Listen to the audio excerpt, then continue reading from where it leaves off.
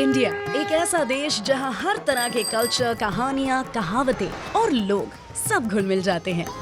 यहाँ मैथ्स है और मिथ भी, कर्मा है और कोरमा भी, फैंटेसी है और फैक्ट भी। इंडिया है एक जीती जागती बॉलीवुड फिल्म और हमारी फिल्म के हीरो हैं ये एडवर्ड सोनबले। इन बरखुरदार के कदम 10 साल पहले इंडिया में पड़े और तब से ये मुंबई में ही बस गए। हूँ तो परदेसी, पर दिल है प्योर देसी। अब जनाब एडवर्ड निकले हैं एक एपिक जर्नी पर, कुछ ऐसी रोजमर्रा की चीजों के मायने ढूंढने जिन्हें हम अक्सर देखकर शायद अनदेखा कर देते हैं।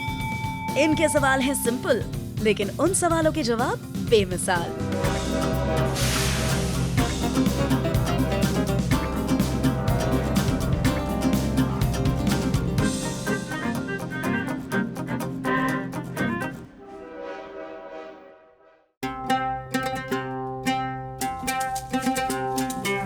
इंडिया की सबसे दिलचस्प और बिजी मार्केट रही है कपड़ों की। अब अच्छे कपड़ों की खोज किसे नहीं है? आम आदमी, बड़े बड़े फैशन डिजाइनर्स, बॉलीवुड के सितारे सब डूब जाते हैं कपड़ों के मार्केट्स में। और अब एक स्पेशल ओकेजन के लिए स्पेशल कपड़े ढूंढने निकले हैं हमारे बरखुरदार एडवर्ड।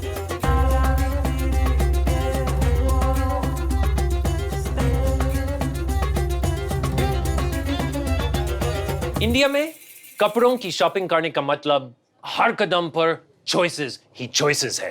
अरे देखो तो सही, ये फैब्रिक्स, ये रंग, ये सारे स्टाइल्स। अरे कोई चूज करे भी तो कैसे? इंडियन कॉस्ट्यूम्स दुनिया में इतने मशहूर है और उसकी वर्सेटैलिटी इतनी है कि हर कोई इसे देखकर इंस्पायर हो जाता है। हर कोई अपनी तरह से उसे अडेप्ट करने की कोशिश करता है। इंडिया में भी रीजन्स में देखा जाए, अलग अलग रीजन्स में, जैसे साउथ में है या महाराष्ट्र में है, हम देखें तो एक ही कपड़ा, एक ही स्टाइल, अगर सिल्क भी ले या इकत भी ले तो वो इतने प्रकार के हैं कि उनको देखकर ही आदमी बहुत खुश हो जाता है और फिर उन्हें यूज़ करने का मन कर लेता है। इंडियन एम्ब्रॉयडरीज भी इतनी सारी हैं, जैसे कांथा एम्ब्रॉयडरी है या जरदोजी एम्ब्रॉयडरी है या फुलकारी है। आजकल बॉलीवुड की वजह से वो इतने मशहूर हो चुके हैं। इवन शादियों में देखा जाए तो हर बंदा अपने आप के लिए जो कॉस्ट्यूम्स बनाता है वो इन्हीं से कहीं से इंस्पायर होकर अपने वेडिंग की आउटफिट्स बनाता है। आप सोच रहे होंगे मैं क्या कर रहा हूँ? मैं अपने लिए शादी के कपड़े ढूंढ रहा हूँ। मेरी नहीं, मेरे यार की शादी है।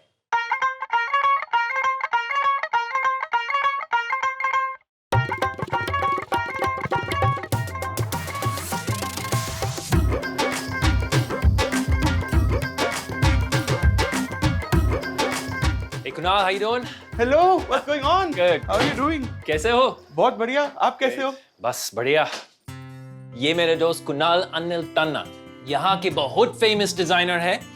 इन्होंने बहुत सारे बॉलीवुड हीरोज के लिए डिजाइन किया है, जैसे कि Varun Dhawan, Arjun Kapoor, Shahid Kapoor. Stop it, buddy. और आज मेरी बारी है। Whoa, what's the plan? What's going on? मेरे दोस्त की शादी है यार। अच्छा। और ये सब मुझे बिल्कुल नहीं आता, तो मुझे बचा लो प्लीज। अरे मेरे भाई, टेंशन क्यों ले रहा है? मैं हूँ। बचा लोगे? चलो।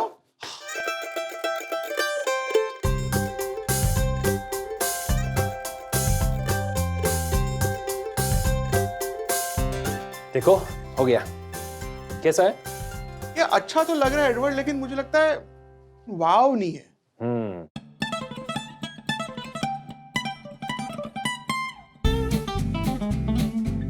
अरे क्या लग रहा है? Mind blowing bro. Stole add करते हैं। स्टोल हो गया ना? You know, because you are a dear friend, मुझे ऐसे लग रहा है कि एक बहुत बढ़िया होनी चाहिए पगड़ी। लेट्स डू अ पगड़ी। ठीक है, पगड़ी। एडवर्ड, ये बंदेज है ना, गुजरात की, राजस्थान की पारंपरिक चीज है। पगड़ियों में भी 2-3 स्टाइल्स होती है, Jodhpur style, Kutchi style, Mewar style. तो अब we are trying the Jodhpur style. वो सबसे ज्यादा रीगल, रॉयल जैसी होती है।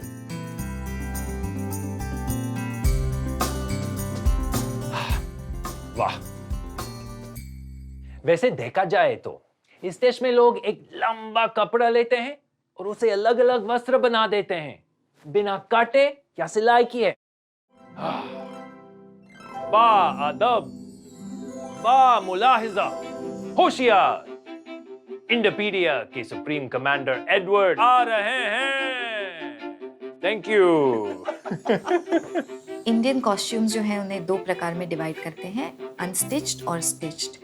अनस्टिच्ड कहते हैं कि जब बुनकर बनाता था ये कपड़ा, he used to represent the universe, जिसका ना कहीं शुरुआत है ना कहीं अंत है। और इसी की प्योरिटी की वजह से आज भी हम पुजारियों में ये धोती देखते हैं कि वो सबसे महत्वपूर्ण गारमेंट होता है उनका। स्टिच गारमेंट्स काफ़ी मंदिरों में अलाउड भी नहीं है। हिंदू मान्यता के अनुसार अनकट ही कपड़े पहनते थे ज्यादातर, क्योंकि कपड़े के प्योरिटी के बारे में था। मान्यता ये थी कि अगर हम उनको काटेंगे या उनमें सिलाई करेंगे तो वो उतना प्योर नहीं रहेगा। Stitched costumes on the other hand, उसका जो आगमन था इंडिया में वो हमें फॉरेन इन्फ्लुएंसेस के थ्रू दिखता है। एक तो कहा जाता है कि मुगल पीरियड के वक्त स्टिच गारमेंट्स आए हैं, तो वहाँ से अंगरखा या शेरवानी जैसे जो गारमेंट्स आज हमें दिखते हैं वो वहाँ से अडेप्ट किए हैं। मगर कुशाना पीरियड के जो एक कॉइन्स हैं उसमें दिखता है कि इंडो ग्रीक्स जो हैं उन्होंने भी अपना इन्फ्लुएंस इंडियन स्टिच गारमेंट्स पे लाया था। अपने लिए शादी का जोड़ा तो ले लिया, लेकिन पगड़ी ट्राई करने के बाद एडवर्ड में अलग सी उत्सुकता जाग उठी है और वो निकलते हैं अनस्टिच कपड़ों की तहकीकात करने और पहुंचते हैं एक ऐसी जगह जो भारतीय कपड़ों और इतिहास का एक खजाना है, खादी भंडार।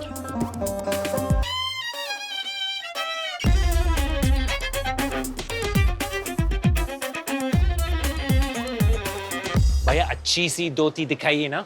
हाँ, ये चकाचक। ठीक है सर, लीजिए। हमारे पास ये बंगाल धोती है, भारत का सबसे अच्छा धोती है। अच्छा, तो सबसे अच्छी धोती बंगाल से ही आती है? हाँ, बंगाल से ही आता है।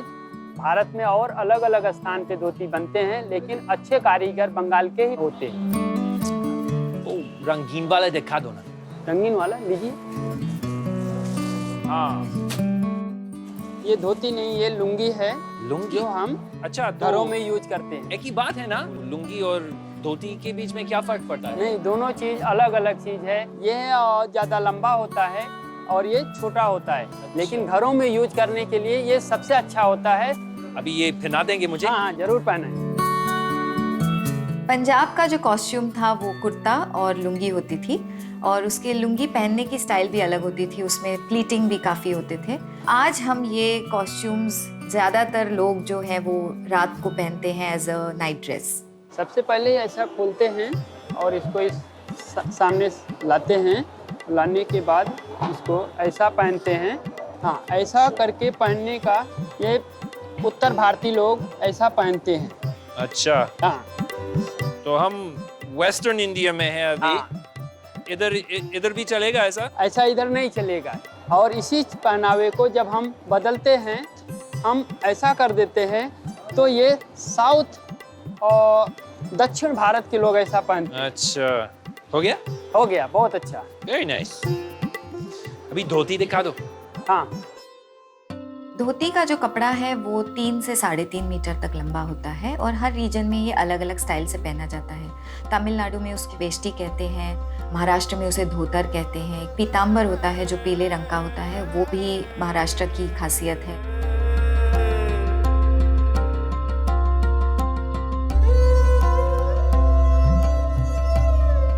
इस आउटफिट को कंप्लीट करने के लिए ये कुर्ता तो चाहिए ना? हाँ, तो ढूंढे? चले। चलिए।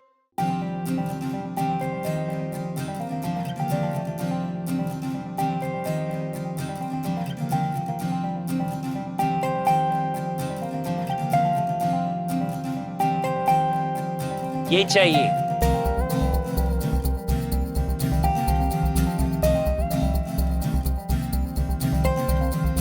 कुर्ता ये स्टिच्ड गारमेंट है। ये लार्जली मुगल पीरियड से संबंध रखता है, वहाँ से शायद अडेप्टेशंस उसके आए हैं। आजकल ये कुर्ते काफ़ी अलग अलग प्रकार में मिलते हैं और हर जगह जब भी कोई ट्रेडिशनल गारमेंट पहनना हो तो मेंस वेयर में ज़्यादातर हमें कुर्ता और पजामा देखने को मिलता है।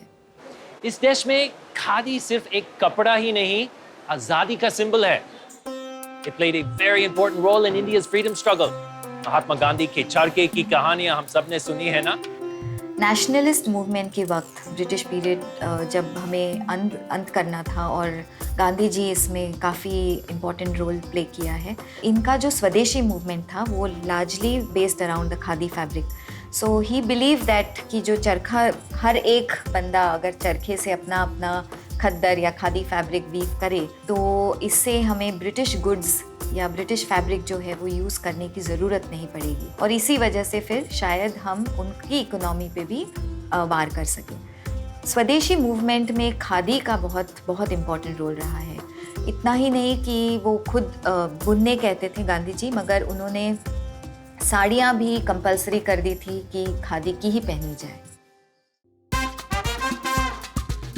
फ्रेंड की शादी के लिए तो एडवर्ड ने अपनी शॉपिंग कर ली, पर वाइफ के लिए भी कुछ लेना बनता है।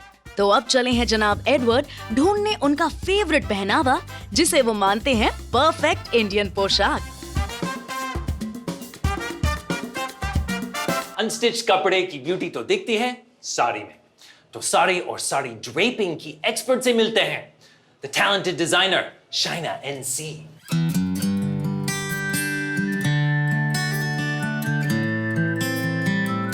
नमस्ते शैना जी, कैसी हैं आप?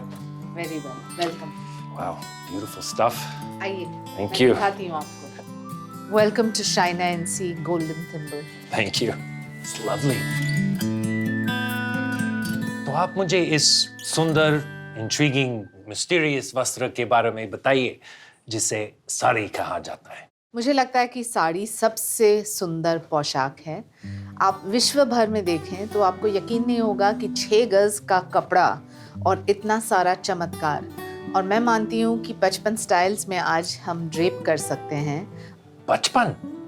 That's 55. अफसोस की बात यह है कि युवा वर्ग इतना आकर्षित नहीं हुआ है साड़ी के प्रति, but we are hoping that the youngsters do get enticed towards the sari. So we have lots of concepts like ready-to-wear saris where the pleats and palla are absolutely stitched, very convenient to wear. सती एक शब्द है जहाँ से कहते हैं कि साड़ी शब्द का उत्पन्न हुआ था, मगर प्राकृत में उसको शाड़ी कहते थे। उसका ऑफ कोर्स बाद में काफ़ी सारे इन्फ्लुएंसेस और लैंग्वेजेस के वजह से उसको साड़ी, अभी आज हम या तो साड़ी या फिर साड़ी कहते हैं। साड़ी एक लंबा कपड़ा है जो 6 यार्ड का होता है, जो बॉर्डर या बिना बॉर्डर का भी हो सकता है, पर टेक्निकली 5 से 9 यार्ड की साड़ी होती है, क्योंकि वो डिपेंड करता है आपके स्टेट पर, आपके स्टाइल ऑफ ड्रेपरी पर, आपकी टाइप ऑफ साड़ी पर। साड़ी 3 हिस्सों में पहले हुआ करती थी। अंतरिया जो निचला हिस्सा था कपड़े का, उत्तरिया जो ऊपर का हिस्सा था, और कायाबंद जिससे अंतरिया को बांधा जाता था।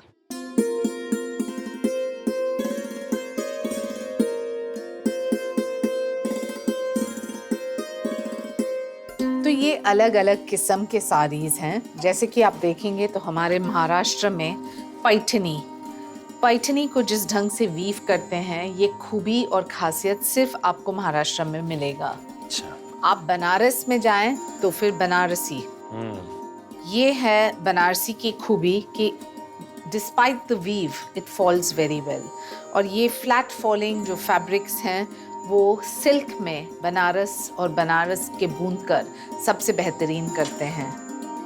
We have the more modern interpretation, जहाँ सिल्क्स, और ये जितने भी सिल्क्स हैं छत्तीसगढ़ और झारखंड में आते हैं, वहाँ हमने देखा है कि किस ढंग से इसको एक अलग मॉडर्न अंदाज दें बॉर्डर्स और ब्लाउज को लेके। और आप चाहें तो एक ट्रेडिशनल मिक्स महाराष्ट्र के चंदेरी के साथ तो ऐसा कुछ मिल सकता है।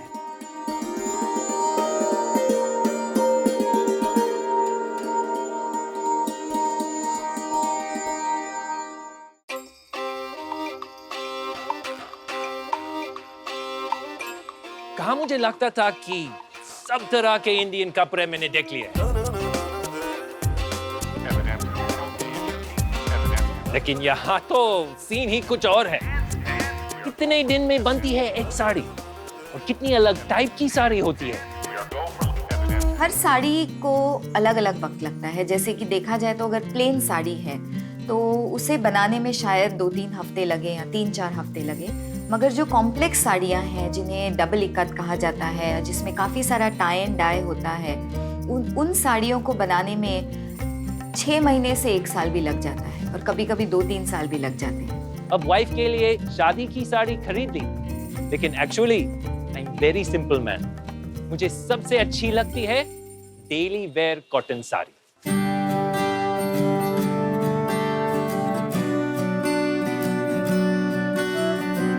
इंडिया कॉटन प्रोडक्शन में काफ़ी मशहूर है। 5000 सालों से इंडियंस अलग अलग प्रकार के कॉटन्स प्रोडक्शन कर रहे हैं। मुगल पीरियड में उसको देखा जाए तो मलमल या ढाकाई मसलिन जो है वो बहुत फेमस था और सारे जो कॉस्ट्यूम्स बनते थे वो उसी फैब्रिक से बनते थे। ब्रिटिश पीरियड में देखा जाए तो कैलिको फैब्रिक बहुत मशहूर था जो रॉयल्टी के लिए बनता था। बिलीव नहीं करोगे, पर मलमल के रिफाइनमेंट को, उसकी क्वालिटी को टेस्ट करने के लिए ब्रिटिश इंडिया में वो एक महिला के रिंग के थ्रू उसको पास करते थे और अगर वो कपड़ा पास हुआ तो ही उसकी क्वालिटी को जेन्युइन माना जाता था। आइए आइए आइए। साड़ी? हाँ हाँ, साड़ी ढूंढ रहा हूँ। आइए बैठिए। हाँ दिखाइए। हाँ देखिए, ये कॉटन पूरा साड़ी का रेंज है। ये जैसे एक वैरायटी है अपने पास, नाइस। ये है। अच्छा। ये और भी फ्लावर प्रिंट में है।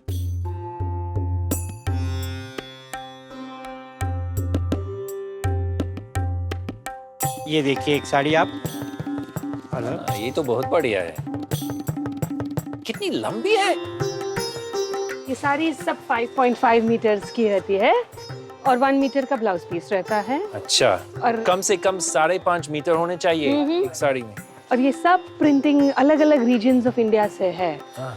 जैसे राजस्थान में बंदेज मिलेगा आपको, गुजरात में पटोला मिलेगा, मध्य प्रदेश में कलमकारी रहेगा और उड़ीसा में इक्कत रहेगा। वाओ।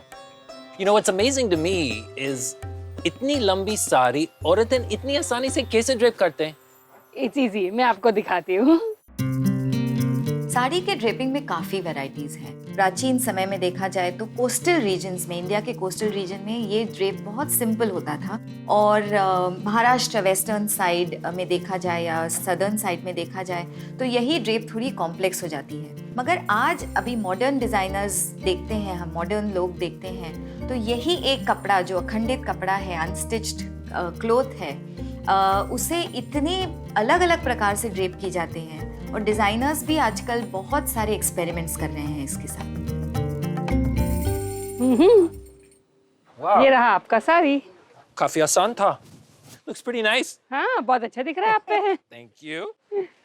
तो एक्चुअली एक साड़ी बस एक लंबा लंबा दुपट्टा जैसा है। बोल सकते हैं। You've got a दुपट्टा? हाँ, ये दुपट्टा है। ये दुपट्टा एक्चुअली बहुत ही एक वर्सेटाइल गारमेंट है इंडियन वुमेन के लिए। शुरू में मॉडेस्टी के लिए था, सिर ढकते थे, बदन ढकते थे, लेकिन आजकल एक फैशन स्टेटमेंट बन गया है और प्रैक्टिकल भी है। धूप से बचो, एसी में बचो, दुपट्टा यूज करो।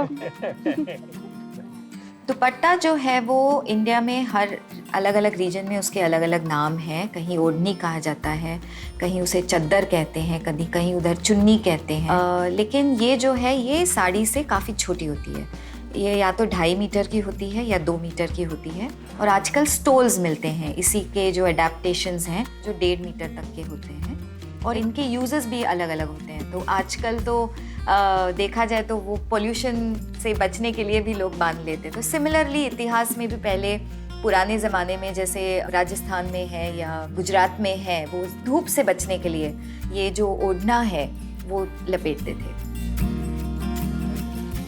It's true. बॉलीवुड मुझे खींच के लाया था इंडिया में, लेकिन उसके अलावा मुझे यहाँ इतना कुछ मिलता है हर रोज। इंडिया के कपड़े और उनकी हिस्ट्री इतनी गहरी है कि once again I had no idea. I'll tell you what I do know. शादी के लिए तैयार होने में बहुत टाइम लगने वाला है। मैं आपसे तो मिलता हूँ यही बहुत जल्द, लेकिन अभी बारातियों का स्वागत करने का टाइम है। चलो भैया।